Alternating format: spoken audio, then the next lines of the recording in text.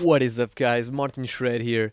Today I decided to leave my room and bring you guys along to my backyard, and this is where I'm gonna do my video today. And today I want to talk to you guys about boredom, which is a topic that I've been thinking quite a lot recently, and I just had to make a video about it because I think it's something that is very powerful and often taken for granted. So let's jump right into the video.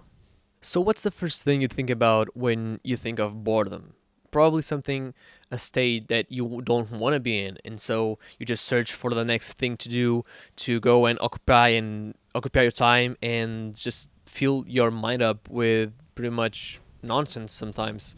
And what am I saying right here? Maybe we should reconsider this approach and just welcome boredom into our lives. Not in like a meditation sense where you are just sitting somewhere and trying to empty your mind of pretty much all thoughts. In this case, we want to do actually the opposite of that. We want to just sit down in a quiet place and just embrace that boredom and let those feelings, those thoughts just pour in into a stream of consciousness and just analyze what they're all about. We are so used to being doing something that is actually productive and a means to an end that we never allow ourselves to be bored. Let's say, for example, the most basic case of being bored. Let's say you're, for example, in a line in the supermarket or waiting for something at a grocery store or just a store in general, maybe a line to get your I don't know, your passport checked, for example. You don't know anyone there. You just know that you were sitting there. What is your first reaction? What is your first instinct that comes to mind instantly? Well, you just think about reaching, or even you don't even think about it. You just reach for your pocket, pick up your phone, and just mindlessly browse Reddit or YouTube or any other site that you might be enjoying in that particular day. And what is the chain of thought behind this action? You just think, well, I am bored, I am not doing anything, might as well do something productive with my time since I am waiting here anyway and I have to wait anyway. And so I just proceed to mindlessly consume something instead of just, well, in that specific situation, for example, paying attention to what's going on around me, what's going on inside of me, and pretty much interact with other people that are standing in line with you or just in that environment around you. And why is this? This is not necessarily bad, it's just something that you could take advantage of in order to take the most out of that situation and an opportunity to recognize yourself better. We are so taught that we must not have idle time. That is something that, as the ages go on, we have less and less idle time because we have been so taught that we have to be constantly producing something and actually doing something as a means to achieve another thing. And so we call this process being productive. But in reality, what are we really doing? Are we really being that productive with our time just because we do something that we are told to do in order to achieve something, but in the end, that result is not really something that matters much to you or anybody else, really, just something to occupy your time. And in the meantime, what did you do? Okay, maybe you learned a skill or two, but that was just a means to an end and not an end itself. It didn't fulfill you in any way. Perhaps you did a check mark on your task list. Perhaps you have to deliver some papers, some task that you got assigned on your job. But at the end of the day, what did that really do for you? Did you end up knowing yourself better? I don't think you did. I find that once we contemplate this silence and this boredom, so to speak, within ourselves, we find some ways to occupy your time. And how do you do that?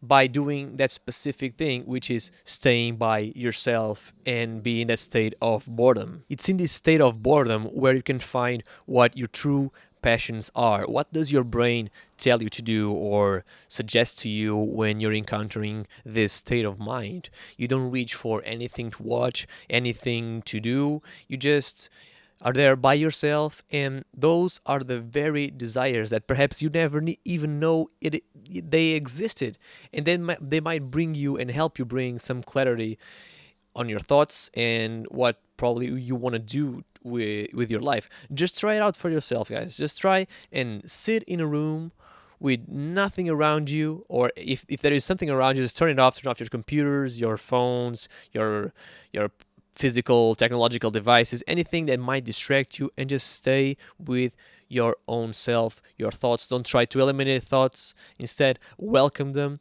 and embrace that boredom, that idleness. Perhaps you'll find something about yourself that you did not know about. And trust me, I've been trying to do this at least every day, and it's really harder than it seems. This past few days, I tried to do this with some questions that I written down on a paper that just made me think about life in general and the direction that my life is going. And I just committed myself to do that for 30 minutes and just ponder at those very questions and not do anything else, not checking my phone, not checking my notifications, pretty much anything, just me and those questions on a sheet of paper. Trust me, it is harder than it seems because we are so used to that dopamine rush that comes from having notifications and addressing those notifications. I suggest you guys to try out this challenge and increase the time as the days go by if you find that is also beneficial to you. Also, what do we gain by doing this?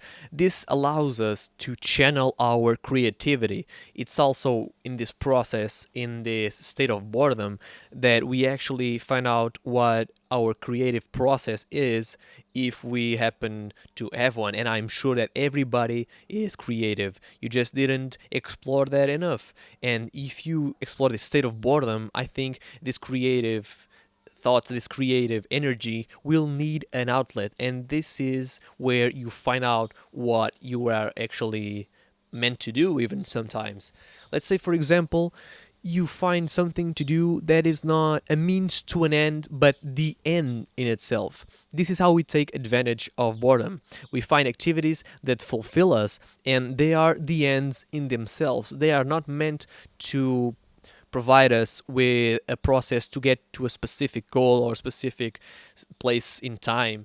They're just the thing in themselves, and they're not the means to an end, but the end in themselves. Let's say, for example, an instrument. Playing the guitar, for example. I play the guitar. And why do I do it? I do it because I enjoy playing it, I enjoy learning about it, and I enjoy listening to the sounds that it makes. I don't have in the back of my mind that goal of becoming a rock star someday. I know that will probably not happen, and that does not concern me. I'm not worried about practicing better, about having the best technique about it in order to become the best guitar player in the world.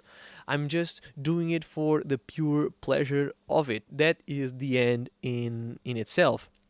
Now, of course, you could argue with me, for example, hey Martin, okay, but if I play video games all day and just binge watch TV shows, that's the end itself. I'm not watching them or playing them in order to be the best player in the world or the most awarded TV show critic or something. Well, yeah, but this is not how we take advantage of boredom. We want to find hobbies that are the end in themselves, but that are actually beneficial to you and actually stimulate your creativity, which TV shows and video games do not, as you probably can tell if you play games or watch TV shows. So we find ourselves with two activities. They can either be destructive or productive. For example, video games and watching TV or whatnot may be destructive. But if you are always being productive and worrying about achieving something, about some specific goal, you end up being too worried about the future and you're just not focused on the present. So what must we do? What should we do? I think the answer lies somewhere between hedonism and productivity. A balance between these two would probably be the sweet spot.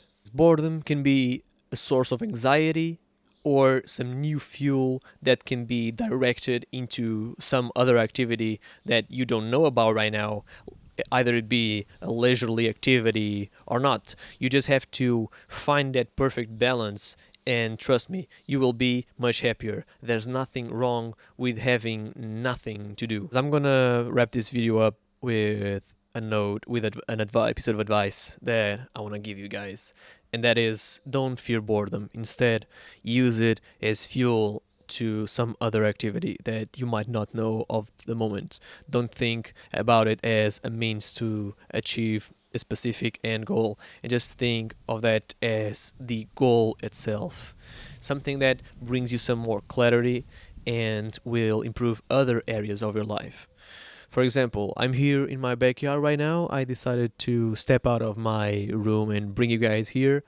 And I just come out here and just enjoy the beautiful sunny day that it is today. Just feel the breeze and hear the birds chirp.